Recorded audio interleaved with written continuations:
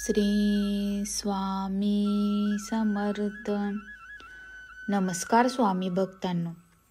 आज मी तुम्हाला जी कथा सांगणार आहे ती फक्त ऐकण्यासाठी नाही तर मनात खोलवर रुजवण्यासाठी आहे. ही कथा ऐकताना कदाचित तुमच्याही डोळ्यात पाणी येईल, कारण ही कथा आहे श्रद्धेची, संयमाची आणि स्वामींच्या प्रत्यक्ष साक्षात्काराची. ही कथा ऐकल्यावर अनेक जण म्हणतील, स्वामी खरंच असं येतात, फक्त ओळखणं आपल्या हातात नसतं. ही गोष्ट आहे एका साध्या माणसाची. ना तो मोठा श्रीमंत, ना फार शिकलेला, ना त्याच्याकडे मोठं घर, पण त्याच्याकडे एकच गोष्ट भरपूर होती, स्वामींवर अखंड विश्वास. त्या भक्ताचं नाव होतं तुकाराम. तुकाराम एका छोट्याशा गावात राहत होता. गाव फार मोठं नव्हतं, पण लोक मनाने मोठे होते. तुकाराम शेतमजुरी करायचा, दिवसभर उन्हात राबायचा, संध्याकाळी थकून घरी यायचं. घर म्हणजे काय तर मातीची भिंत, कौलारू छप्पर, आत एक लहानशी खोली आणि बाहेर चूल. तुकारामची बायको होती, शांत स्वभावाची, स्वामी भक्त. दोघांनाही अपत्य नव्हतं. घरात दारिद्र्य होतं, पण कधीही स्वामींविषयी तक्रार नव्हती. दररोज सकाळी तुकाराम उठायचा, अंगण झाडायचा, घरातल्या एका कोपऱ्यात ठेवलेल्या स्वामींच्या छोट्याशा फोटोसमोर हात जोडायचा आणि म्हणायचा, स्वामी आजचं काम तुमच्यावर सोपवत आहे, जे द्याल ते मान्य. संध्याकाळी घरी आल्यानंतरही त्याचं पहिलं काम असायचं स्वामींच्या नावानं दिवा लावणं. घरात कितीही कमी अन्न असो, पण एखादा पाहुणा आला तर उपाशी पाठवायचं नाही, हे त्याचं ठाम मत होतं. गावात लोक म्हणायचे, तुकाराम वेडा आहे, स्वतःकडे नाही आणि पाहुण्यांना घालतो. पण तुकाराम हसून म्हणायचा, स्वामी बघतात सगळं. एके दिवशी पावसाळ्याची सुरुवात होती. आकाश काळं-कुट्ट झालं होतं. वारा जोरात सुटला होता. संध्याकाळ जवळ आली होती आणि गावात अंधार पसरायला लागला होता. तुकाराम शेतावरून परत येत होता. अंगावर चिंब भिजलेले कपडे, पायात चिखल, पोटात भूक. तो मनातल्या मनात म्हणत होता, स्वामी आज कसाबसा दिवस गेला. तो गावाच्या वेशीजवळ आला. तेवढ्यात त्याला एक अनोळखी साधा माणूस रस्त्याच्या कडेला उभा दिसला. अंगावर मळलेले कपडे, चेहऱ्यावर थकवा, डोळ्यात गूढ शांतता. त्या माणसाने तुकारामकडे पाहिलं आणि शांत आवाजात म्हणाला, बाळा आज रात्री कुठं थांबायला जागा मिळेल का? तुकाराम क्षणभर थांबला. घर लहान होतं, धान्य थोडं होतं, पण मनात एकच विचार आला, पाहुणा म्हणजे देव. तो लगेच म्हणाला, या महाराज, माझं घर लहान आहे पण मन मोठं आहे, जे आहे ते तुम्हाला देईन. तो माणूस हलकेच हसला. त्या हसण्यात काहीतरी वेगळंच होतं, पण तुकारामला ते कळलं नाही. दोघं चालत चालत तुकारामच्या घरी आले. पावसाचा जोर वाढला होता.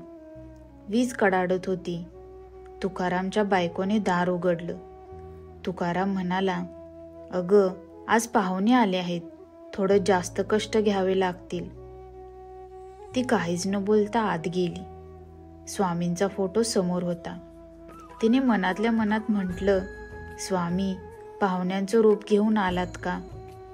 त्या अनोळखी माणसाने घरात पाऊल टाकलं आणि त्या क्षणी कोणालाही न कळता घरात एक वेगळी शांतता पसरली.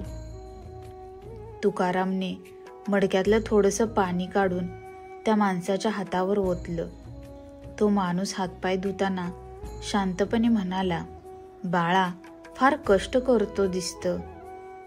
तुकाराम हसून म्हणाला, कष्ट तर सगळेच करतात महाराज, पण स्वामी सोबत असतील तर कष्टही सुख वाटतात. हे शब्द ऐकून त्या माणसाने तुकारामकडे एकटक पाहिलं. क्षणभरासाठी त्याच्या डोळ्यात काहीतरी चमकलं, पण लगेच तो पुन्हा शांत झाला. तुकारामची बायको चुलीवर भाकरी थापत होती. घरात पीठ फारसं नव्हतं. तिने मनाशीच ठरवलं होतं, आपण कमी खाऊ पण पाहुण्याला पोटभर देऊ.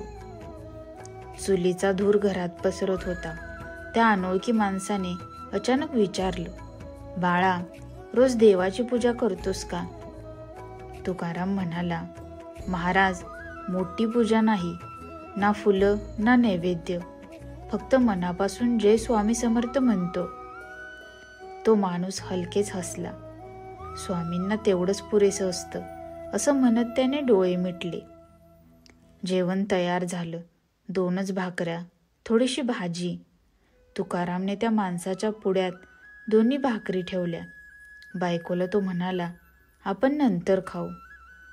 त्या माणसाने तुकारामचा हात धरला. नाही बाळा, तूही माझ्यासोबत खा. तुकाराम म्हणाला, महाराज, पाहुणा देव असतो, आधी तुम्ही. त्या माणसाने काही न बोलता भाकरीचा एक तुकडा मोडला आणि तुकारामच्या हातात दिला. देव कधी एकटाच खात नाही, तो म्हणाला. तुकारामच्या अंगावर काटा आला. हे शब्द सामान्य नव्हते. जेवताना तो माणूस फार कमी बोलत होता, पण जेव्हा बोलायचा तेव्हा शब्द मनात खोलवर बसायचे. तो म्हणाला, बाळा, घर लहान असलं तरी मन मोठं असलं की स्वामी तिथेच वास करतात. जेवण झालं. बाहेर पाऊस अजूनही थांबलेला नव्हता. तुकाराम म्हणाला, महाराज, आज रात्री इथेच झोपा, बाहेर जाणं योग्य नाही. तो माणूस म्हणाला, आजची रात्र खास आहे. घरात एकच झोपायची जागा होती. तुकाराम जमिनीवर झोपायला तयार झाला, पण त्या माणसाने पुन्हा त्याला थांबवलं. बाळा, आज माझ्या शेजारीच झोप. रात्री अंधार गडद झाला.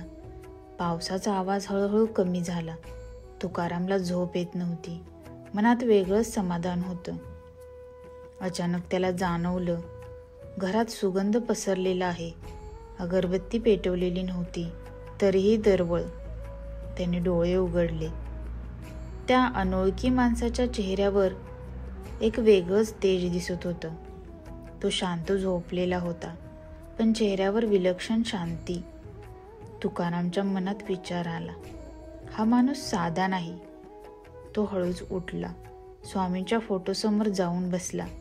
डोळ्यातून नकळत पाणी आलं. तो हळू आवाजात म्हणाला, स्वामी, आज मन खूप भरून आलं आहे, का ते कळत नाही. तेवढ्यात त्याला मागून आवाज आला, कारण स्वामी आज तुझ्या घरीच आहेत बाळा. तुकाराम दचकून वळला. तो अनोळखी माणूस उभा होता. त्याच्या डोळ्यात आता विलक्षण तेज होतं. तोच आवाज, तोच सूर. तुकारामचे हात थरथरायला लागले. महाराज, तुम्ही? शब्द गळ्यातच अडकले. तो माणूस हसला. हे हसणं साधं नव्हतं, ते हसणं अनोळखीचंच होतं. तुकारामचे ओठ थरथरत होते. महाराज, तुम्ही असं का बोलताय? स्वामी तर देव आहेत, ते आमच्यासारख्या गरिबांच्या घरी कसे येतील? तो माणूस हळूच पुढे आला. तुकारामच्या डोक्यावर हात ठेवत म्हणाला, बाळा, स्वामी गरीब श्रीमंत पाहत नाहीत, ते फक्त मन पाहतात. त्या स्पर्शाने तुकारामच्या अंगातून एक झटका गेला. डोळ्यातून अश्रू वाहू लागले. तो जमिनीवर बसून रडू लागला. माझ्याकडून चूक झाली महाराज, मी तुम्हाला ओळखू शकलो नाही. तो माणूस हसला. हीच तर माझी परीक्षा होती बाळा. तेवढ्यात तुकारामची बायको दचकून उठली. घरात प्रकाश वाढल्यासारखा वाटत होता. ती बाहेर आली आणि ते दृश्य पाहून तिचे पाय थरथरले. समोर उभा असलेला तो माणूस आता साधा दिसत नव्हता. कपडे तेच होते, पण तो चेहरा म्हणजे जणू स्वामी समर्थांची प्रतिमा. तिने हात जोडले. डोळ्यातून पाणी वाहू लागलं. स्वामी, खरंच तुम्ही? तो म्हणाला, हो लेकी, आज मी तुमच्या श्रद्धेचा भावना आहे. घरात एक क्षणभर पूर्ण शांतता पसरली. फक्त दिवेची ज्योत हलत होती. तुकाराम म्हणाला, स्वामी, माझं घर लहान आहे, अन्न कमी आहे, तरी तुम्ही आलात. स्वामी हसले. बाळा, जिथे अन्न कमी असतं तिथे अहंकार नसतो, आणि जिथे अहंकार नसतो तिथे मी नक्की येतो. तुकारामच्या मनातल्या सगळ्या वेदना, सगळं दुःख बाहेर आलं. तो म्हणाला, स्वामी, आयुष्यभर कष्ट केले, कधी तक्रार नाही केली, पण कधी कधी मन थकून जातं. स्वामी शांतपणे ऐकत होते. नंतर म्हणाले, बाळा, थकणं वाईट नाही, पण विश्वास सोडणं वाईट आहे. ते पुढे म्हणाले, मी तुझ्या आयुष्यातील प्रत्येक रडणं पाहिलं आहे. प्रत्येक वेळा तू मला हाक मारलीस, पण मी येऊनही तू मला ओळखलं नाहीस. तुकाराम खाली मान घालून बसला. स्वामी म्हणाले, आजची रात्र लक्षात ठेव, कारण ही रात्र फक्त साक्षात्काराची नाही, तर नवीन सुरुवातीची आहे. स्वामींनी घरातल्या भिंतीकडे पाहिलं. त्या क्षणी तुकारामला जाणवलं, घर लहान असलं तरी मनातली भीती नाहीशी झाली आहे. स्वामी म्हणाले, बाळा, उद्यापासून तुझ्या घरात उपासमारी राहणार नाही, पण लक्षात ठेव, मी दिलेलं सगळं दुसऱ्याला देत राहा. तुकारामने दोन्ही हात जोडले. स्वामी, तुमचं नाव घेतल्याशिवाय काहीच करणार नाही. स्वामी हसले. नाव नाही, मला मनात ठेव. तेवढ्यात घरातला दिवा क्षणभर लपकला आणि स्वामी अदृश्य झाले. घरात पुन्हा साधंच अंधार होता, पण तुकारामचं मन मात्र पूर्ण उजळून निघालं होतं. तो आणि त्याची बायको दोघेही शांतपणे बसले होते. डोळ्यात अश्रू होते, पण ते दुःखाचे नव्हते. तेवढ्यात बाहेर कोंबड्यांचा आवाज आला. पहाट झाली होती. तुकाराम उठला, स्वामींच्या फोटोसमोर उभा राहिला आणि पहिल्यांदाच त्याच्या तोंडातून शब्द निघाले, स्वामी, तुम्ही आलात आणि पुन्हा निघून गेलात, पण माझं मन मात्र इथेच ठेवलं. तो आत आला. घर तसंच होतं. मातीच्या भिंती, कौलारू छप्पर, काहीही बदललेलं नव्हतं, पण मन बदललेलं होतं.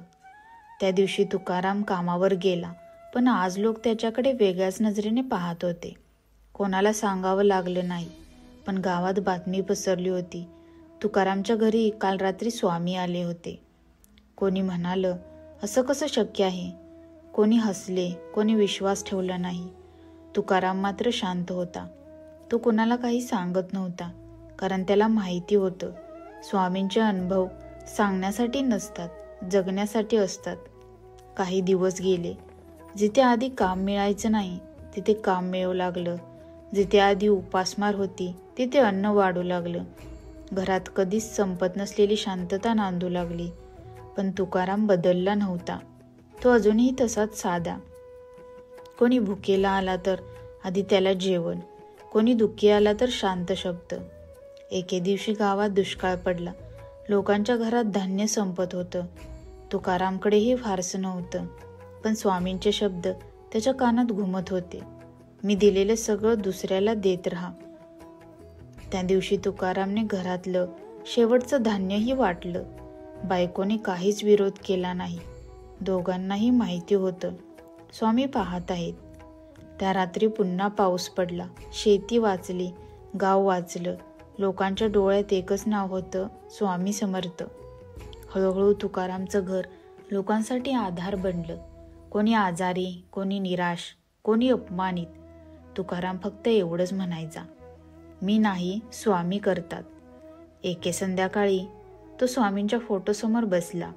डोळे मिटले आणि मनात विचार आला, स्वामी, तुम्ही पुन्हा याल का? त्या क्षणी त्याला आतून आवाज आला, बाळा, मी कधी गेलोच नाही, तुझ्या विश्वासातच आहे.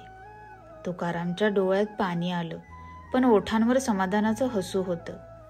तो हळूच म्हणाला, स्वामी, माझं घर लहान आहे, पण मन तुमच्यासाठी कायम उघड आहे. आणि त्या दिवशी त्याला उमगलं, स्वामी, साक्षात्कार म्हणजे चमत्कार नाही. स्वामी साक्षात्कार म्हणजे विश्वास. घरात दिवा तेवत राहिला आणि त्या दिव्याच्या प्रकाशात एक साधं घर स्वामींचं मंदिर बनलं. भक्तांनो, जरी ही कथा तुमच्या मनाला स्पर्श करून गेली असेल तर कमेंटमध्ये जय स्वामी समर्थ नक्की लिहा. आणि अशीच भावनिक स्वामी कथा ऐकण्यासाठी चॅनेलला सबस्क्राईब करा. श्री स्वामी समर्थ. जय जय स्वामी समर्थ. धन्यवाद.